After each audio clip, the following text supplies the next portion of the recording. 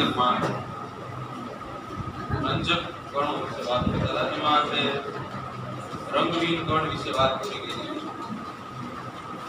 હવે એમાં આપણે રંગીન કણ એક જ સિલેબસમાં છે, હરિતકણ વિશે જોવાનું છે. 3 માર્કનો પ્રશ્ન પૂછાય, હરિતકણ વિશે માહિતી આપો. તો આકૃતિ જરૂરી છે એમાં. થોડા ઘણા મુદ્દા આકૃતિ પરથી આવશે. તો જો હરિતકણ વિશે વાત કરીએ. ક્લોરોપ્લાસ્ટ. સૌથી પહેલા હરિતકણ શેમાં જોવા મળશે? કયા પ્રકારની રચના કે અંગિકામાં જોવા મળે? હરિતકણ એક વિશિષ્ટ અંગિકા છે જે મોટા ભાગે પ્રકાશ સંશ્લેષણની ક્રિયા સાથે સંકળાયેલ છે. આપણે આખું ચેપ્ટર ભણશું એના વિશે. 13મું ચેપ્ટર. મોટા ભાગે લીલો રંગ હોય છે. એના માટે જવાબદાર રંજક દ્રવ્ય ક્લોરોફિલ કે જે તમે ચેપ્ટર 2 માં ભણીને આવ્યા છો, 3. તો હરિતકણનું સ્થાન જે છે એ મોટા ભાગે વનસ્પતિ કોષ, લીલ અને યુગ્લિનોઇડ્સમાં જોવા મળે.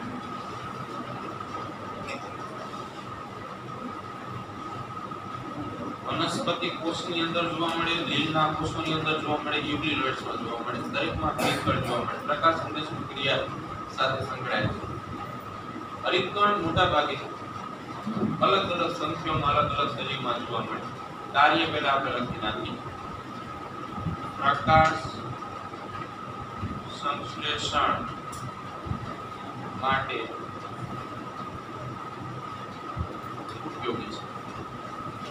ઘણા સાહિત્ય તમે વાંચશો તો એવું પણ લખેલું છે કે હરિતકણમાં પ્રકાશ પ્રક્રિયાઓ થાય છે. એવી પ્રક્રિયા કે જેની અંદર પ્રકાશ જરૂરી છે. તો એ પ્રક્રિયાને પ્રકાશ સંશ્લેષણ જ કહેવાય. કારણ કે પ્રકાશ સંશ્લેષણ પ્રકાશ વગર થશે નહીં. હવે સંખ્યાની વાત કરીએ. તમને કીધેલું છે કે કોઈ પણ વનસ્પતિની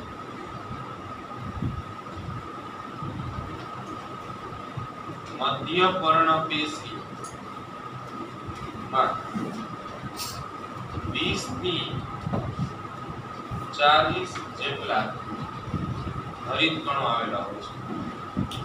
કોઈ પણ મધ્ય પર્ણપેશીના કોષોમાં 20 થી 40 જેટલા હરિતકણ આવેલા હોય છે.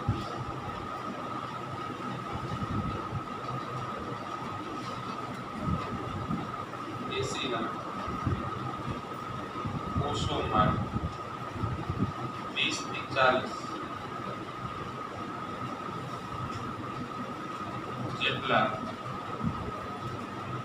હરિતકણ આવેલ હોય છે. અંડરલાઈન કરજો.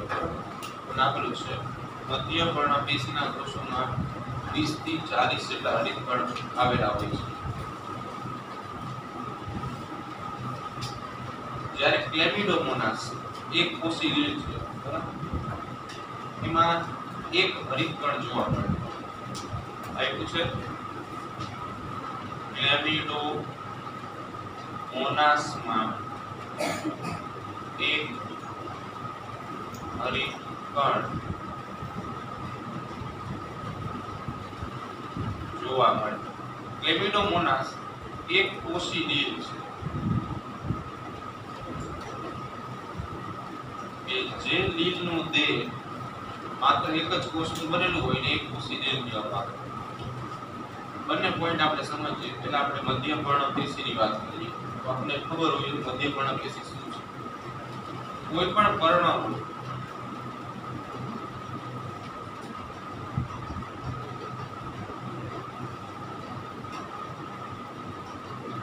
પર્ણમાંથી નીકળતી મધ્ય શિરા, મધ્ય શિરામાંથી નીકળતી બાષ્પીય શિરા, પર્ણ. પર્ણનો જે વચ્ચેનો ભાગ છે આ ભાગને મધ્ય પર્ણ વિસ્તાર કહેવામાં આવે અથવા તો મધ્ય પર્ણ પેશીનો વિસ્તાર કહેવામાં આવે. આ મધ્ય પર્ણ પેશીમાં મધ્ય પર્ણ કોષો આવેલા હોય. મેસોફિલ સેલ્સ કહેવામાં આવે. આ કોષો જે છે એ ગોળાકાર હોય. આપણે ચેપ્ટર શરૂ કર્યું હતું ને ત્યારે આપણે આકૃતિ દોરાઈ હતી, તમને યાદ હોય કે આવા ગોળાકાર પ્રકારના મધ્યપર્ણ કોષો આવેલા હોય અને મધ્યપર્ણ કોષોની અંદર આ જે ટપકા દોરવામાં આવે છે એ બધા હરિતકણ છે.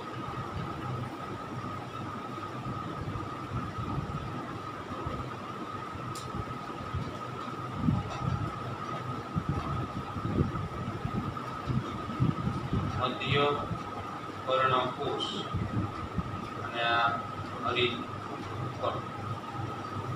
આવી વનસ્પતિમાં મધ્યપર્ણ કોષોમાં સૌથી વધારે હરિતકણ હોય. એનું કારણ એવું છે કે અહીંયા સૌથી વધારે પ્રકાશ સંશ્લેષણની ક્રિયાઓ થાય અને સૌથી વધુ માત્રામાં ગ્લુકોઝ અહીંયા કરે. બીજા નંબર પર ક્લેમિડોમોનાસની વાત કરીએ. તમે ત્રીજા ચેપ્ટરમાં ભણી ગયા છો તો તેની આકૃતિ દોરાઈ છે. તો ક્લેમિડોમોનાસ જે છે એનો આકાર પાણીના ટીપા જેવો હોય. એને વોટર ડ્રોપલેટ શેપ કહેવામાં આવે. પાણીનું ટીપું હોય એવો આકાર ક્લેમિડોમોનાસ હોય. ક્લેમિડોમોનાસ જે છે એમાં આવી રીતે વિશાળ એક કોષી લીલ છે, હરિતકણ આવેલું.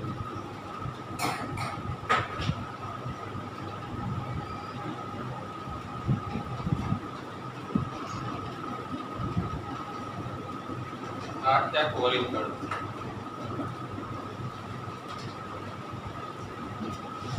ક્લેમિડોમોનાસમાં આ ભાગે આઈ સ્પોટ નામની રચના હોય. સાથે સાથે ક્લેમિડોમોનાસ કોષ કેન્દ્ર પણ ધરાવે.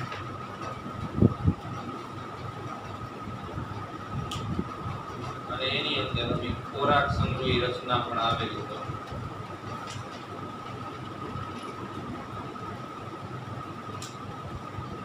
અને ઉપરના ભાગે આવી કશાઓ, આને કશા કહેવાય. આઈ સ્પોટ કશા આપણે જાણીને કરવા માટે ઉપયોગી હોય, બરાબર. આઈ સ્પોટ નવો શબ્દ છે આપણા માટે. સામાન્ય રીતે ક્લેમિડોમોનાસ લીલ છે, પ્રકાશ સંશ્લેષણની ક્રિયાથી પોતાનો ખોરાક બનાવે. તો ક્લેમિડોમોનાસ નો અંદર જોવા મળતું જે આઈ સ્પોટ છે ને એ જે બાજુથી પ્રકાશ આવતો હોય એ બાજુની ગતિ કરાવે. એના માટે આઈ સ્પોટ જવાબદાર છે, બરાબર છે. કોષ કેન્દ્ર તમે જાણો છો.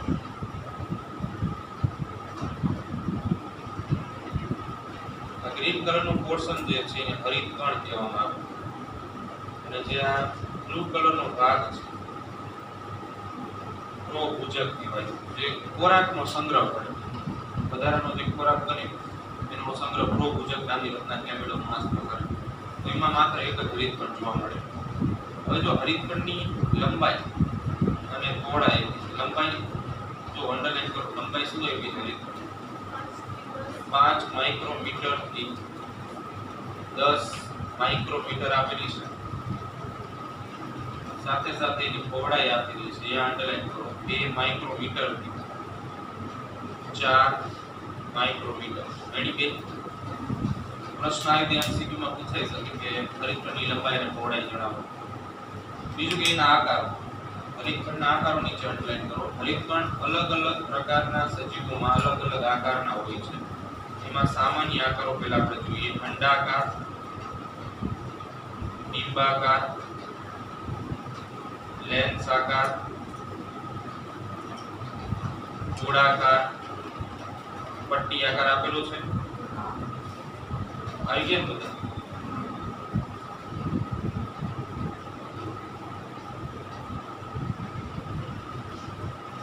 તો આવા વિવિધ પ્રકારના આકારો જે છે હરિતકણમાં જોવા મળે. હવે આકૃતિ આધારે આપણે એનો પ્રશ્ન સમજવાનો છે. થોડા મુદ્દા આકૃતિના આધારે જોવાના છે. તો હરિતકણ જે છે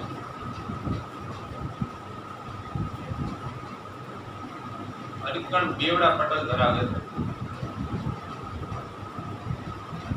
અહીંયા આપણે લેન્સ આકારનું હરિતકણ જોઈએ.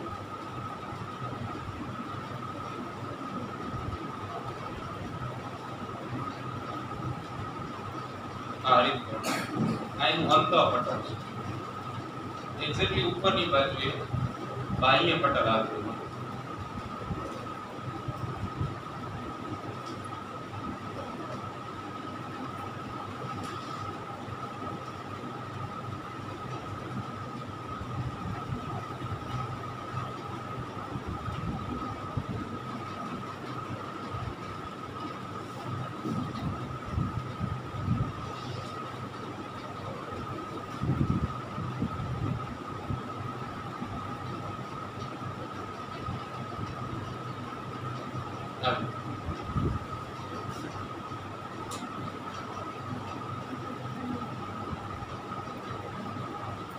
આ રીતે આમ જોડાયેલું હોય આ બાજુ.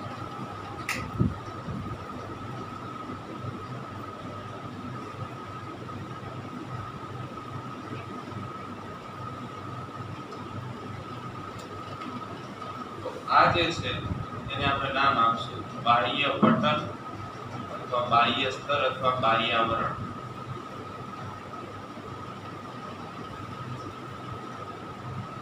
અને અંદરનું જે રેડ કલરનું છે એને અંતઃ પટલ એટલે કે બીજા શબ્દોમાં અંતઃ આવરણ અથવા બાહ્ય આવરણ અંતઃ આવરણ તરીકે ઓળખવામાં આવશે.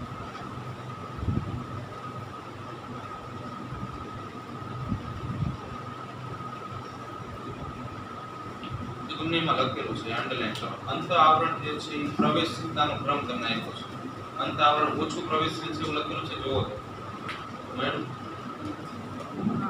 મેળું સાપેક્ષે ઓછું પ્રવેશશીલ છે. હા, તો એ અંતઃ પટલ અથવા અંતઃ આવરણ જે છે એ બાહ્યાવરણ અથવા તો બાહ્ય પટલની સાપેક્ષે ઓછું પ્રવેશશીલ છે.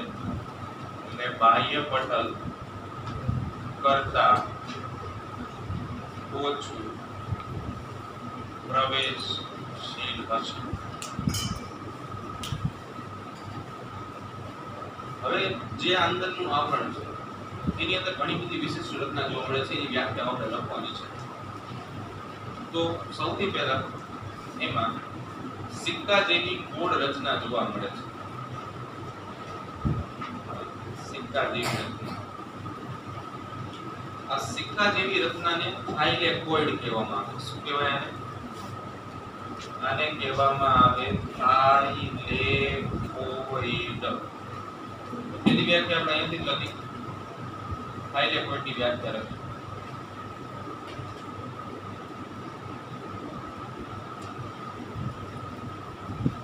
તો હરિતકણની રચનામાં જોવા મળતી સિક્કા જેવી સ્વતંત્ર રચનાને થાઇલેકોઇડ કહેવામાં આવે છે. હરિતકણમાં જોવા મળતી સ્વતંત્ર સિક્કા જેવી રચનાને થાઇલેકોઇડ કહેવાય. આ થાઇલેકોઇડનો છેદ નહીં ને, છેદ એટલે કાપી નાખે તો વચ્ચે તમને ગુહા જોવા મળે. ગુહા એટલે ખાલી ભાગ.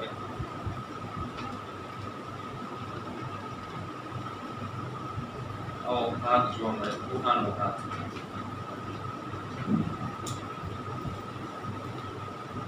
આ જે છે એને ગુહા કહેવાય. ગુહા એટલે ખાલી ભાગ. આ ગુહામાં ક્લોરોફિલ આવેલું હોય. શું આવેલું હોય? ક્લોરોફિલ. આના સિવાય આ ગુહા જે છે એ કાર્બોદિત અને પ્રોટીનના સર્જન માટેના ઉત્સેચકો ધરાવે. એ આપણે હમણાં વાત જોઈએ. થાઇલેકોઇડની ગુહામાં ક્લોરોફિલ આવેલ હોય છે.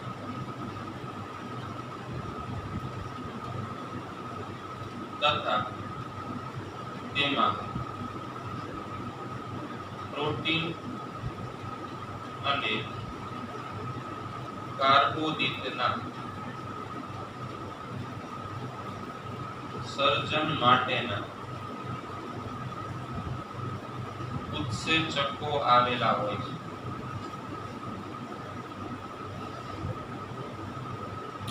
હવે આવી જે થાઇલેકોઇડ છે એક સિક્કા જેવી રચના, એમાં એ સિક્કા જેવી રચના ભેગી મળીને થપ્પીઓ બનાવે જેને ગ્રેનમ કહેવામાં આવે.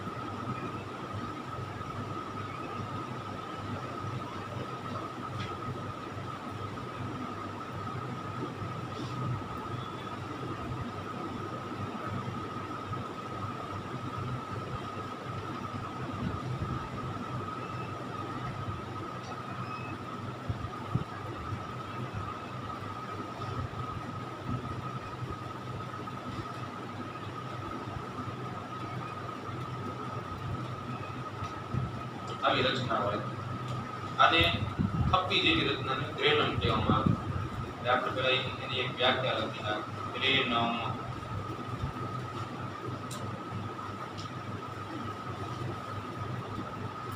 થાઇલેકોઇડ એટલે સિક્કા જેવી રચના.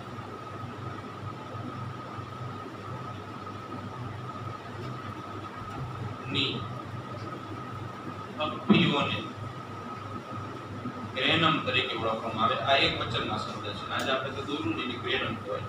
ગ્રેનમમાં સેમ ટુ સેમ આવી રીતે ગુહા જે છે આપણે દોરેલી હતી એવી ગુહા જે છે એ તમને જોવા મળે આવી અને ગુહામાં આવી જે રંજક દ્રવ્ય બરાબર હાજર.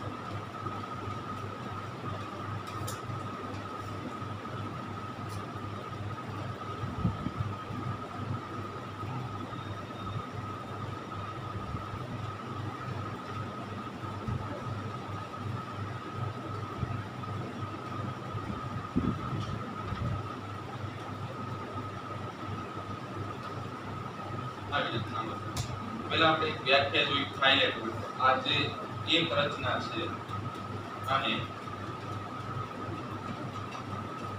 થાઇલેકોઇડ કહેવાય.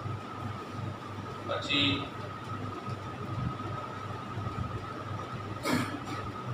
એક રચના થાઇલેકોઇડ. આ આખી થપ્પી જે છે એને ગ્રેનમ કહેવાય. બીજો શબ્દ ગ્રેના. ગ્રેના શબ્દ ખરેખર બહુવચન છે. ગ્રેના ગ્રેનમ શબ્દ જો ને એક વચનનો શબ્દ છે. ગ્રેના જે છે એ બહુવચનનો શબ્દ છે. તો ગ્રેના જે છે એ ગ્રેનમ બહુવચન છે. અને ઘણી બધી ગ્રેનમ ભેગી મળી ગ્રેના બનાવે છે. આ બધીને ગ્રેના કહેવામાં આવે. ગ્રેના એકબીજા સાથે પટલમય રચનાથી જોડાયેલી હોય કે જેને આંતર ગ્રેનમ પટલ કહેવામાં આવે. ફોર એક્ઝામ્પલ આ પટલ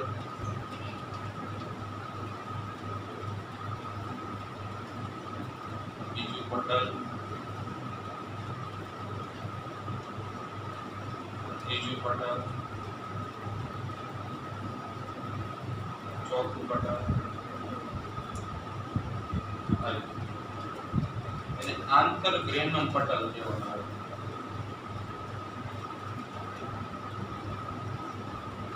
આંતર ગ્રેનમ પટલ એની વ્યાખ્યા આપણે અહીંયા લખીએ. આંતર ગ્રેનમ પટલ. તો ગ્રેના એક પટલ જેવી રચનાથી એકબીજાની સાથે જોડાયેલ હોય છે. આ પટલને આંતર ગ્રેનમ પટલ કહેવાય. આના સિવાય હરિતકણ જે છે એ 70 પ્રકારની રિબોસોમ્સ ધરાવશે પોતાનું સ્વતંત્ર જનીન દ્રવ્ય ધરાવશે, જેને આપણે ડીએનએ કહીએ છીએ.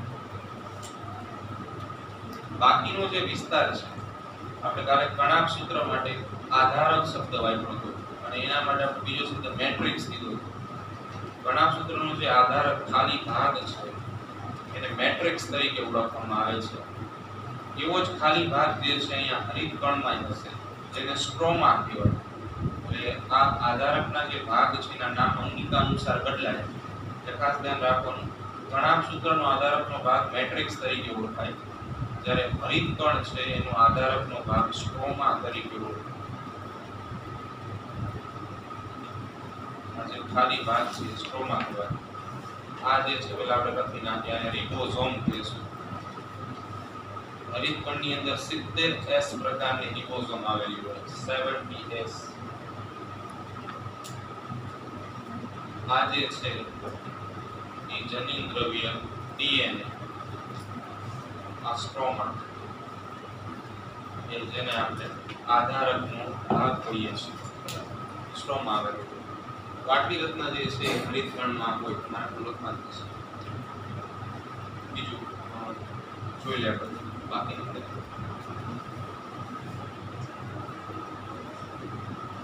સાયન્સ બધું જે આંકડાકીય માહિતી છે અંડરલાઈન કરી નાખો, બરાબર. પ્રશ્ન પૂછાય છે, ફોટો આવેલા શૃંખલામાં કે બોલે આખા ડીએનએ રિબોઝોમ દ્વારા રંજક દ્રવ્ય ક્લોરોફિલ આપેલું. હવે જો એના પછીનો ટોપિક રિબોઝોમ્સ જોવાનો છે. 2 માર્કનો પ્રશ્ન પૂછાય. ઓલરેડી આપણે એક વખત ભણી ગયા છે એના વિશે, રિબોઝોમ્સ. તો 1953 માં અંડરલાઈન કરો. જ્યોર્જ પેલાડે નામના વૈજ્ઞાનિકે ઇલેક્ટ્રોન માઇક્રોસ્કોપમાં સૌપ્રથમ રિબોઝોમને જોઈ.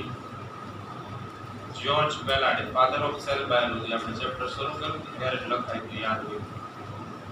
કોષ વિજ્ઞાનના પિતા અથવા કોષ જીવ વિજ્ઞાનના પિતા જ્યોર્જ પેલાડે. જ્યોર્જ પેલાડે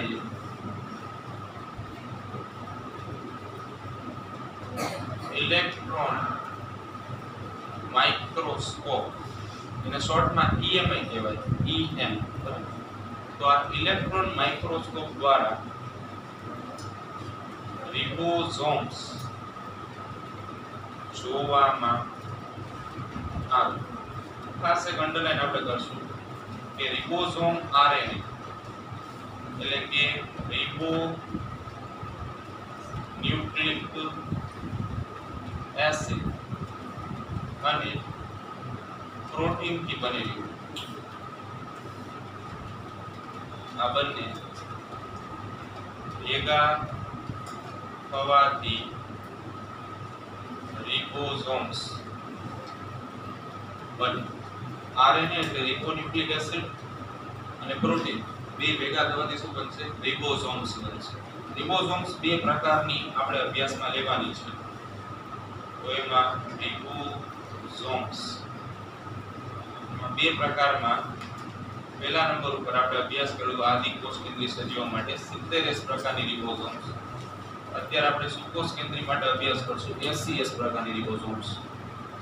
70S રિબોઝોમ્સ છે એના 2 એકમો હોય, સબ યુનિટ કહેવાય, 50S અને 30S.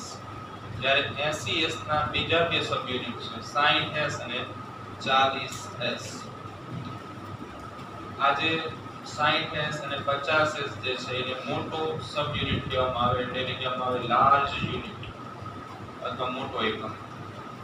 અને જે આ 30 અને આ 40 છે એને નાનો એકમ કહેવામાં આવે, એટલે કે સ્મોલ યુનિટ. 70S વાળી જે છે એ તમને આદિ કોષ કેન્દ્રી સજીવો એટલે કે પ્રોકેરિયોટિક્સમાં જોવા મળશે, અને 80S જે છે એ સુકોષ કેન્દ્રી સજીવો એટલે કે યુકેરિયોટિક્સમાં જોવા મળશે. બરાબર. તો આવા અલગ અલગ પ્રકારની 2 રિબોઝોમ્સ જોવા મળે. આપણે 70S કદાચ આકૃતિ સાથે સમજાવી દઈએ, આજે 80S સમજાવી દઈએ.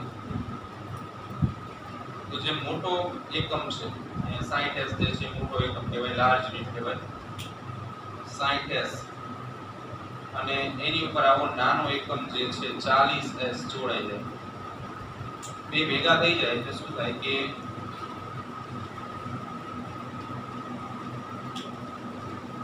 કોલોબ્રેશન થઈ ગઈ આવી રિબોસોમ બને.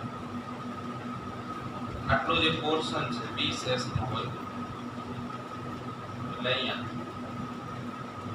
80S રિબોસોમ બને. અહીંયા જે આપણે S ની વાત કરીએ છીએ એને સ્વેડબર્ગ એકમ કહેવાય. ટેક્સ્ટમાં અંડરલાઈન કરજો. તમને શબ્દ વાપર્યો છે અવશેષિત એકમ. અવશેષિત એકમનો અર્થ શું થાય તો કે જે મુજબ રિબોસોમ્સ એકબીજા ઉપર ઓવરલેપ થાય છે કે એકબીજા ઉપર આચ્છાદન કરે છે ઓવરલેપ એટલે 60 અને 40S કેમ એકબીજા સાથે જોડાય છે તો એને અવશેષિત ઘટક કહેવામાં આવે છે. બાકી બધો ભાગ આપણે કાઢી નાખીએ છીએ બે જોડાઈ જાય છે. અને આ જે રિબોસોમ્સ નો ભાગ છે સ્વેડબર્ગ એકમ એ તમને એવો શબ્દ આપ્યો છે કદ અને ઘનતાની આડકતરી માહિતી આપે છે. આડકતરી માહિતીનો અર્થ કે સીધી માહિતી નથી આપતી પણ છતાં કદ રિબોસોમ નું સમજાવે છે અને રિબોસોમ્સ ની ઘનતા આ બંને સમજાવવાનું કામ જે છે એ આ સ્વેડબર્ગ એકમ કરે છે. બરાબર. રિબોસોમ નું મુખ્ય કામ આપણે જાણીએ છીએ પ્રોટીન સંશ્લેષણ સાથે. બરાબર. પ્રોટીન સંશ્લેષણનું છે. ચલો કોષરસ કંકાલ.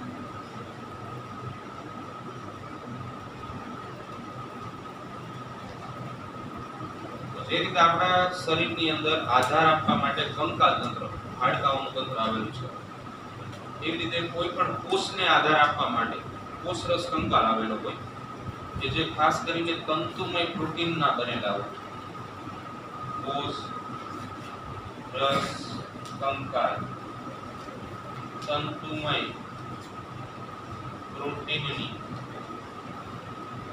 બનેલી રચના છે. ફાઇબ્રસ પ્રોટીન કહેવામાં આવે તંતુમય પ્રોટીન અંગ્રેજીમાં. ખાસ કરીને આ જે છે એ જાળીદાર અથવા જાળીમય રચના છે.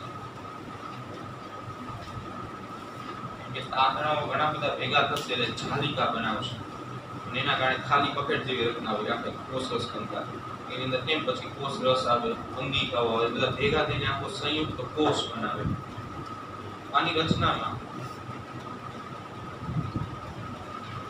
સૂક્ષ્મ નલિકાઓ સૂક્ષ્મ તંતુકો આપેલું છે ને છેલ્લું શું આપેલું છે આંતર મધ્યમ તંતુકો. અહીંયા ત્રણે નીચે અંડરલાઈન કરો. આવા ત્રણ ઘટકો ભેગા મળીને આખે આખો કોષ રસ કંકાલ જે છે એ બનાવે છે.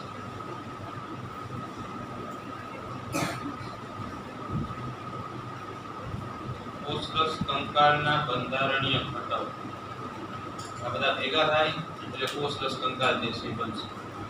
બીજું છેલ્લા પોઈન્ટ તમને એનું કાર્ય આપેલું છે. તો કોષરસ કંકાલનું કાર્ય શું છે તો કોઈ પણ કોષને યાંત્રિક મજબૂતાઈ આપે. બીજા નંબર ઉપર શું કરશે ચલિતતા આપવાનું કામ કરે. પછી શું એક વધારાનો પોઈન્ટ આપણે લખશું કોષને સ્થિતિસ્થાપકતા આપે ફ્લેક્સિબિલિટી. અને છેલ્લો કોષનો આકાર જાળવે. તો આ બધા કોષરસ કંકાલના કાર્યો છે.